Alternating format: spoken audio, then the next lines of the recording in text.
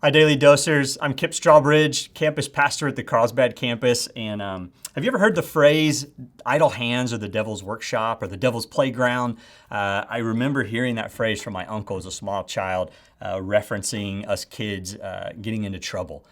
He was implying that we were bored. We had nothing good to do, and so therefore we got in trouble, and also implying that it was the devil tempting us to do something wrong. And so that phrase has been around for a while. It's a proverbial phrase, if you will. It goes back all the way even to the 4th century. As Geoffrey Chaucer wrote in the Canterbury Tales, he references back to St. Jerome's writing, who encourages Christians to do something good so that when the devil finds you, he will not find you unoccupied.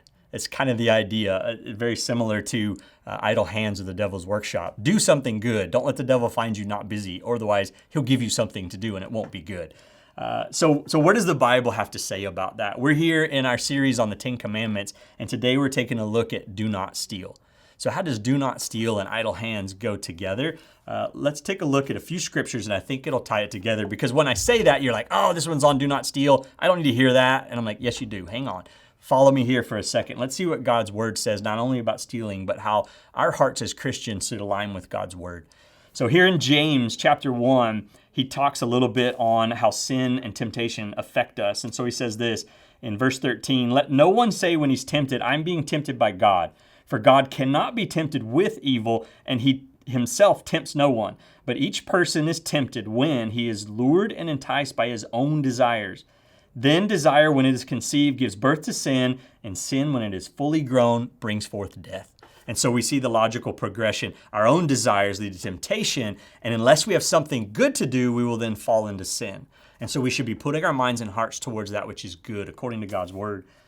And then we see in the writer to the church of Ephesians, he says this, the church in Ephesus, in Ephesians 4, verse 28, he says this, let the thief no longer steal, but rather let him labor, doing honest work with his own hands, so that he may have something to share with anyone in need. So in the Old Testament, we've got don't steal. Now, taking a look at James, knowing that without something good to do, we'll fall into sin. And here in Ephesians, we say, well, then what is the good we ought to do? We should put ourselves to honest work for the purpose of having something to give. And so the heart of do not steal leads us to, biblically, a heart of generosity, a heart of doing good so that we can give back, a heart of doing good so that we can bless others, so that we can be like Christ in a generous nature, and that would be what comes out of us. And we find that to be true as Jesus himself teaches in the Sermon on the Mount.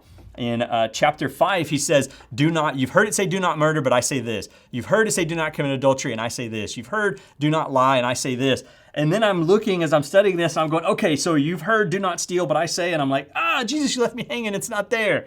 And then I keep reading, and I realize that as he gets into chapter 6, he starts talking about giving to the needy and not storing up treasures, but to have a heart of generosity. He doesn't even need to go back and say, you've heard me say don't steal, but do this. He just skips right over it and goes, we should be people as Christians who have a heart of generosity. So while it's easy to brush off to go, do not steal, check, I don't steal, but then the warning comes, but what then are you doing? Okay, it's good you're not stealing, but what good are you doing? And so I think here, as we tie these verses together, we see that Christ encourages us to be people of generosity, those who are giving. Yes, don't steal, but what are you doing with what you've been given? Are you giving back? Are you responding out of the overflow of God's blessing to bless others? Because then, and here's the clincher as we take it back to the book of James, as James is almost a New Testament Proverbs, he goes through these things, and I want to share this last verse where he says this.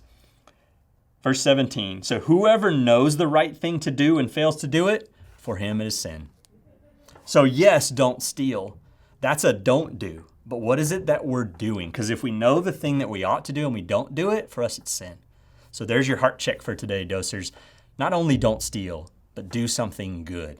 And for Christ, we should put ourselves to good deeds so that we have something to give. So our heart is a heart of generosity. Have a good day, Daily Dosers.